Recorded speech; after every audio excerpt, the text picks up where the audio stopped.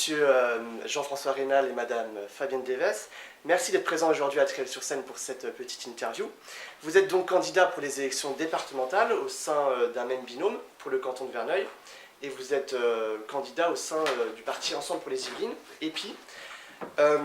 Est-ce que vous pourriez commencer peut-être par vous présenter en quelques mots? Dites-nous un peu qui vous êtes, d'où vous venez, et puis quelles fonctions politiques vous occupez actuellement, et ce que vous avez pu être amené à faire dans le passé, s'il vous plaît, en quelques mots. Merci. Donc Fabienne Deves, je suis maire de Morinvilliers, enfin je suis élue depuis 1995 si je ne m'abuse, maire de Morinvilliers depuis 2008. Donc c'est mon troisième mandat en tant que maire.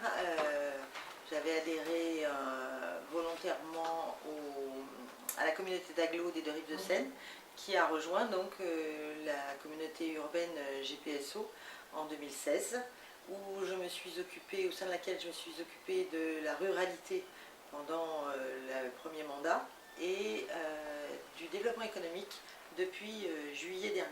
Voilà. Je viens plutôt du milieu rural et agricole puisque je travaille dans un établissement public agricole, d'origine agricole, etc. Voilà. D'accord. Et vous, monsieur Raynal, qui êtes-vous? Alors, Jean-François Raynal, qui suis-je? Je suis, je dirais, un familier de cette maison que l'on appelle le Conseil départemental et que l'on appelait, avant 2015, le Conseil général, puisque j'avais eu la chance d'avoir déjà un mandat avant 2015. Et à partir de cette date, dans la nouvelle configuration de la nouvelle composition des cantons dans les Yvelines, où nous étions passés de 39 cantons à 21 cantons, j'ai eu l'occasion de pouvoir me présenter dans ce canton de Verneuil-sur-Seine, et aujourd'hui je suis ravi qu'avec Fabienne Deves nous soyons le binôme, comme vous l'avez dit dans l'introduction, qui appartient à la majorité départementale, Ensemble pour les Yvelines, et j'ai eu des fonctions dans l'exécutif du conseil départemental en tant que vice-président, avec deux grosses délégations, à la fois le patrimoine, pour faire plus simple, c'est-à-dire tous les bâtiments qui appartiennent au département, par exemple les collèges, et aussi la délégation des mobilités. Donc j'ai sillonné tout le département, bien pris la température de ce canton un peu particulier qu'est celui de Verneuil-sur-Seine. Je dis un peu particulier parce que vous avez de Noisy-le-Roi, où vous êtes dans la plaine de Versailles et vous êtes dans Versailles-Grand Parc, Oui, tout à fait. ou dans des communes plus centrales comme Crépierre, Feucherolles, Saint-Nom-la-Bretèche, vous êtes dans la communauté de communes de Gallimauldre. Et puis vous remontez vers le nord du canton, et ici même à Triel, et nous sommes dans la communauté urbaine de GPSO. Autant de particularités, autant de projets qui peuvent être différents, mais que le département peut fédérer et peut faciliter. C'est tout l'intérêt de cette candidature. Alors pourquoi justement vous avez décidé de vous présenter ensemble tous les deux pour une première fois? Pourquoi vous deux pour ces élections? Pourquoi nous deux? Fabienne donnera son avis. D'abord parce que nous avons la chance de nous connaître depuis longtemps.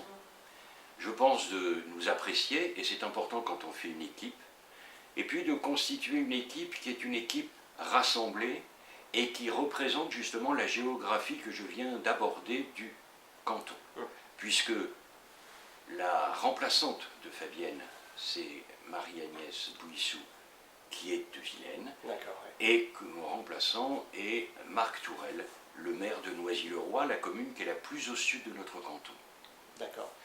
Pour ma part, c'était tout naturel puisque ça fait des années qu'on travaille ensemble avec nos conseillers départementaux, que c'est pas très original de dire que les communes atteignent très vite les limites de leur capacité d'investissement, de réalisation d'équipements, etc., etc. Et on a toujours pu le faire que grâce à nos grandes institutions que sont le département et la région, mais le département étant quand même un investisseur incontournable pour nous aider dans tous nos projets.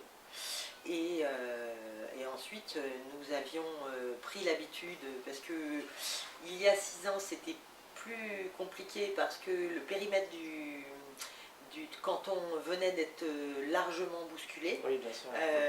Depuis, on a appris à se connaître. Il y a des réunions régulières entre les maires de tout le canton. Et je trouve que c'est une grande richesse. Ensuite, je trouve qu'on est un beau canton, on est fiers de notre canton. Du nord au sud, je trouve que chaque commune a des charmes qui lui sont propres et des caractéristiques qui lui sont propres. Et c'est bien de pouvoir les aider à investir. Très bien. Alors justement, ces élections départementales, c'est peut-être pas les plus connues de tout le monde ici, mais pourtant elles sont importantes pour notre vie locale et notre politique locale. Quelle est justement votre vision par rapport à ces élections et à ces enjeux peut-être spécifiques cette année? Et selon vous, quelle est vraiment l'utilité de ce conseil départemental auquel vous aspirez à être élu? Pour moi, incontestablement, l'utilité, il y a une caractéristique à ces élections il y a deux caractéristiques de ces élections qui sont particulièrement importantes. Ce sont des scrutins personnels, c'est-à-dire qu'on ne fait pas un scrutin de liste, etc. On vote pour des personnes. Et je trouve que c'est quand même toujours la grande différence avec des scrutins de liste qui ont une représentation d'une grande ampleur, etc. On est quand même toujours à portée des gens, des habitants, des communes en l'occurrence pour ce qui est du département, pour faire avancer des projets et à la limite si ce qu'on fait ne leur convient pas, se faire rouspéter. Voilà. Et deuxièmement, je trouve que c'est vraiment le premier échelon, c'est des municipales bis quoi. C'est vraiment le niveau au-dessus des municipales dont tous les maires ont besoin. Justement, M. Pierre Bédier, le président du conseil, a dit que c'était le troisième tour des municipales en quelque sorte, ces élections départementales. Vous êtes d'accord avec lui? C'est tout à fait ça. C'est tout à fait le troisième tour des élections municipales parce que mon expérience me fait dire vraiment avec force, et Fabienne Devez vient de le souligner puisqu'elle a fait allusion à la mode de travail que nous avions dans le mandat précédent, avec quelque chose qui était complètement informel, mais que nous avions imaginé avec ma collègue, c'était de dire le club des 13. Pourquoi? Parce que 13 communes dans le canton, et de se réunir très régulièrement. Pourquoi?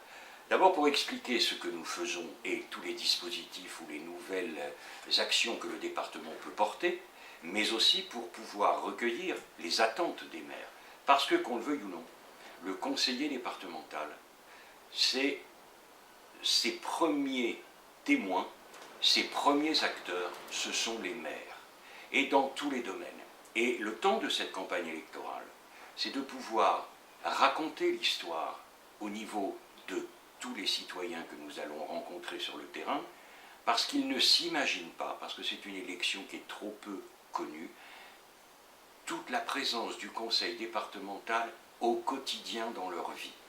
De la petite enfance à tous les âges de la vie. Le département est présent. Et le département accompagne tous les projets des communes. On a lancé dans le mandat précédent un accompagnement pour la création des maisons médicales. Au moins 5 unités sur le canton ont été valorisées et une à venir encore sur cet aspect. Sans l'aide du département, voire de la collectivité de la région Île-de-France, les communes ne pourraient pas mener à bien leurs projets. C'est vrai par exemple pour les collèges. À Verneuil-sur-Seine, qui est le chef-lieu de canton de notre canton, un nouveau collège va être complètement reconstruit, le collège Jean Zay, avec toutes les normes du XXIe siècle, d'abord de la construction pour le développement durable, en économie d'énergie, et surtout avec les outils pédagogiques d'aujourd'hui, c'est-à-dire le numérique. C'est votre plan pluriannuel d'investissement que vous avez décidé d'ailleurs il y a quelques mois, il me semble, de construire 15 nouveaux collèges au sein des Yvelines. C'est un de vos projets? Nous avons un plan pluriannuel qui est en fait 2021, 2025, 2026, qui comporte 15, qui va concerner 15 établissements, pas 15 nouveaux collèges, mais certains vont être reconstruits. Il y en a déjà 3 dont on a arrêté le principe et que la commission d'appel d'offres a déjà retenu les entreprises qui vont concourir à la création, et dans un deuxième temps on choisira le lauréat, et puis vous avez d'autres collèges qui vont être profondément réhabilités. C'est juste un investissement sur ces 5 ans de 500 millions d'euros. Ça aussi c'est la force de frappe du département qui a un pouvoir d'investissement considérable. Mais vous ne pensez pas que c'est un peu beaucoup, 500 millions, juste pour rénover, reconstruire 15 nouveaux collèges, dans une période où économiquement la France a été touchée, notamment les collectivités territoriales. Vous pensez que c'est vraiment nécessaire de ce projet de réhabilitation de collèges pour un budget de 500 millions? C'est pas un peu beaucoup? Si l'éducation des jeunes n'est pas prioritaire, qu'est-ce qui est prioritaire? Je suis désolée, Oui, mais c'est important. Et puis, si le département a cette capacité d'investissement, c'est aussi qu'ils ont démontré depuis quelques années à quel point ils savaient bien gérer et où ils gardaient bien toutes les finances publiques en fait pour faire de l'investissement et être aux côtés des communes. Je vous rappelle aussi, et là je vais ressortir un peu ma casquette développement économique, que faire de l'investissement, c'est aussi faire travailler des entreprises. Les collectivités sont quand même parmi les plus gros investisseurs, les collectivités locales vraiment de base, on va dire. Si celles-là n'investissent pas, comment travaillent les entreprises, quoi? C'est pas possible. Donc c'est quand même aussi quelque part réinjecter du travail dans l'économie locale. D'accord. Et quand on aborde une somme telle que 500 millions, vous vous dites, mais est-ce que c'est bien nécessaire? Mais quand vous êtes sur un territoire où vous avez un nouveau collège qui va être réalisé, parfois il faut acquérir le terrain, il faut construire l'établissement, voire démolir l'ancien établissement. Et vous avez des fourchettes qui vont entre 15 et 30 millions par établissement. Les 500 millions dont on parle, c'est pour l'instant un programme de 15, mais il y aura dans ce plan pluriannuel d'autres travaux lourds qui vont être faits, parce que je rappelle que dans le département, nous avons 116 collèges publics. Certains sont assez anciens et méritent aujourd'hui une revoyure, ne serait-ce que par rapport à la consommation d'énergie, par rapport à ce développement durable.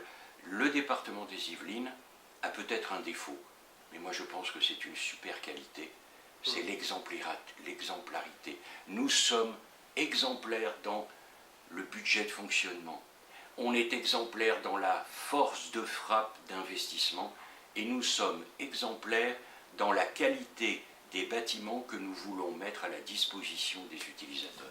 D'accord. Et si vous veniez à être élu ou réélu pour vous, Monsieur Raynal, quels seront les autres projets que vous voudriez mener un petit peu à l'échelle du canton de Verneuil? Sur quelle politique vous souhaiteriez mettre en place ici au canton de Verneuil? Et sur quels autres thèmes principaux vous souhaiteriez vous appuyer? Je vous dirais que ce n'est pas une politique originale propre au canton, mais c'est simplement de prendre la base du programme du département et des engagements forts qu'il a pris dans un certain nombre de domaines pour l'appliquer et que le canton soit l'illustration de cette politique départementale. Je viens de vous parler du collège de Verneuil, je pourrais vous reparler aussi de tout l'aménagement que nous allons faire sur le parking devant un autre collège, celui de Feucherolles, où il y a un vrai problème de sécurité parce que les bus scolaires, tous les matins, déposent les élèves dans des conditions qui, aujourd'hui, ne sont pas acceptables. On va refaire, on va accompagner les maisons médicales, comme je vous l'ai dit. On va développer la politique de la rénovation du quartier du parc à Vernouillet. On va continuer nos efforts sur les pistes cyclables. Noisy-le-Roi a un programme ambitieux de pistes cyclables. Le département va l'accompagner, comme nous l'avons déjà fait dans la création d'une passerelle piéton-cycle au niveau de cette même commune. Nous avons vraiment dans nos cartons beaucoup de projets. Par exemple, je parlais de Noisy-le-Roi, la nouvelle gendarmerie. C'est un sujet qui date de plusieurs années, au moins une dizaine d'années. J'en ai connaissance avec à l'époque le conseiller général qui m'en avait parlé, qui était maire de Noisy-le-Roi. Aujourd'hui, nous allons lancer ce projet parce que tout le monde ne le sait pas. Mais les casernes de pompiers, les gendarmeries, c'est le département qui les construit et qui en a la responsabilité. Alors j'avais une dernière question à vous poser. Un des principaux points de tension de ce canton de Verneuil, disons, c'est le projet de contournement de la RD 154. Vous, Monsieur Rénal, notamment, vous avez milité en faveur de ce projet. Il y a eu ces dernières semaines, ces derniers mois, une forte mobilisation à l'échelle locale des habitants, mais aussi des maires de Vernouillet, de Verneuil et de Chappey. Aujourd'hui, quelle est votre position concernant ce projet? Est-ce que vous souhaitez coûte que coûte le mettre en place d'ici 2026 comme convenu, ou alors votre position a un petit peu changé? Et Madame Deves, vous pouvez aussi nous donner votre avis concernant ce projet, bien sûr. À titre personnel, je vais être très clair. Je ne souhaite pas faire de ce dossier un enjeu de campagne. Pourquoi? Parce que je pars du principe que c'est un dossier qui est un petit peu derrière nous. Je ne milite pas pour un projet. Je fais en sorte que une assemblée départementale, en son temps, a voté un projet. Si elle l'a voté à cette époque-là, c'est parce qu'elle jugeait la nécessité, dans son maillage de routes départementales, je suis bien sur l'échelon départemental, oui, de réaliser cette voie de contournement. Cette voie de contournement, elle apporte un certain nombre d'avantages, notamment pour les deux communes de Verneuil et de Vernouillet, parce que cela permettra à ce que la route d'aujourd'hui soit complètement requalifiée et que le département a pris la décision, et les maires le savent puisqu'on le leur a dit dans une réunion en présence du président du conseil départemental, de financer entièrement cette requalification. Ça veut dire que ce projet continue. Ça veut dire qu'aujourd'hui, une DUP, une déclaration d'utilité publique, que même le Conseil d'État a confirmé l'intérêt de faire ce dossier. Donc aujourd'hui, notre responsabilité au niveau du département, c'est de mener à bien ce projet. Ce n'est pas une question de militants. Vous parlez d'une consultation. Certes, il y a eu une consultation. Et justement, qu'est-ce que vous avez à répondre? Attendez. Une vingtaine de pourcents dans les communes a participé à cette consultation. C'est très bien. Moi, ce qui m'intéresse, c'est de savoir ce que pensent les 80 autres pourcents. Et à partir de là, moi, quand je suis sur le terrain, on me dit, mais quand est-ce qu'on va arrêter avec toutes ces voitures et tous ces camions qui traversent nos deux communes? C'est ce que j'entends sur le terrain. Donc c'est un sujet départemental porté par le département, et c'est un sujet qui, avec d'autres qui sont en train de se mener, toujours par le département, dans cette région de la vallée de Seine où il y a une véritable difficulté de déplacement, sur la départementale 113, sur la traversée de Poissy, on va faire le pont à HR. Quand tout ce maillage aura été réalisé, cette voie de contournement apporte un plus pour les populations, divise les flux de circulation par deux et permet d'apaiser et de faire une véritable circulation douce à l'intérieur des communes.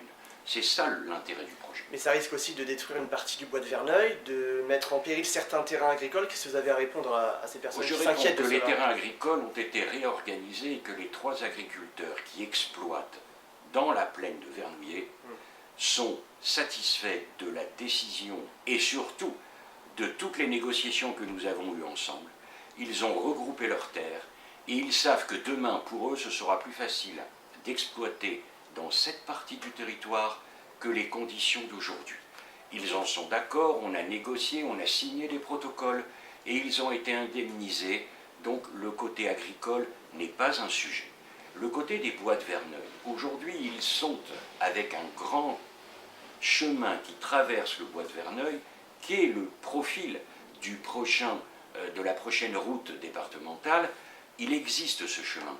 Quand je mesure le nombre d'arbres susceptibles d'être abattus pour faire notre route et le nombre d'arbres que nous replantons, d'abord parce que nous avons des obligations de compensation environnementale, parce que nous allons recréer dans la plaine de Carrière ou de Chanteloup, peu importe comment on l'appelle, un grand massif forestier, je dis que le département est vertueux sur le plan environnemental et du développement durable. Peut-être pour terminer, Madame Deves, est-ce que vous voudriez rajouter quelque chose concernant peut-être l'environnement aussi ou un autre sujet? C'est-à-dire que moi je voulais rajouter quelque chose sur la question précédente concernant les projets. Je trouve qu'on a la chance d'avoir des maires quand même qui sont dynamiques, qui ont plein de projets, et le conseil départemental s'est toujours évertué à soutenir ces projets-là. Donc vous dire aujourd'hui quel est un programme au-delà du plan pluriannuel d'investissement qui a été fait, je ne saurais vous le dire parce qu'on s'est toujours adapté aux nécessités des communes, et je trouve... ça fait rire Jean-François quand j'utilise ce terme, mais je trouve que le département a toujours montré ces dernières années qu'il était très agile, qu'il était toujours capable de s'adapter aux besoins des communes. Et on voit bien, ça a été ces dernières années le cabinet médical, mais on a eu tout l'accompagnement au sujet du Covid. On a eu l'accompagnement, et je sais qu'il y a quand même des communes qui sont particulièrement mobilisées là-dessus, et c'est tout à fait légitime concernant la fibre, etc. etc.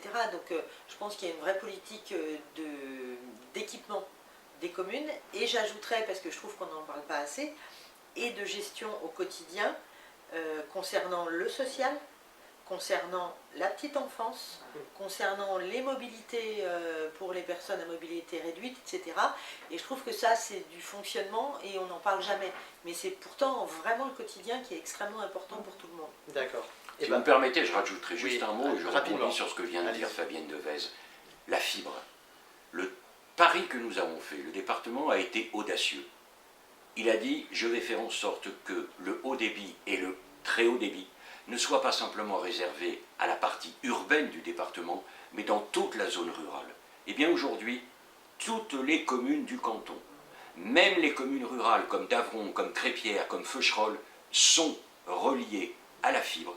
Et je vous assure que le Covid étant arrivé, ça on ne l'avait pas prévu, le télétravail étant arrivé, eh bien, les Crépierrois étaient contents de pouvoir travailler de chez eux, mais surtout parce qu'ils avaient un débit qui leur permettait de pouvoir accomplir leur travail professionnel. Une bonne qualité de l'Internet, très bien. Eh bien, merci beaucoup Jean-François Raynal et Fabienne Devez pour ces éléments de réponse, et puis à bientôt. À bientôt, bonne journée.